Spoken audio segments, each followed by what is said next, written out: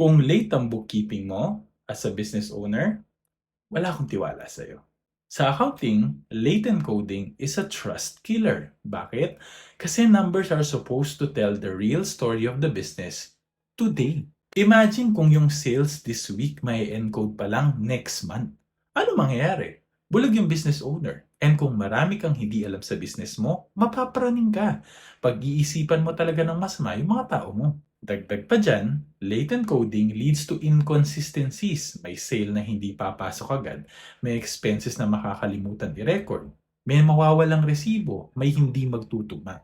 All of which, hindi sana mangyayari kung may matinong accounting system kang gamit that requires you to have all of your records completed in real time. Kaya kung ayaw mong masira ang tiwala nyo sa isa't isa dahil lang sa late encoding, it's time to switch to automation. With cloud accounting tools like Xero, One Accounting, and Zoho Books, entries are real-time. Transactions sync automatically. Wala nang backlog, wala nang excuse. Keep this in mind. Trust is built on timeliness. Kung gusto mong respetuhin bilang accountant, show the numbers when they matter most, which is now.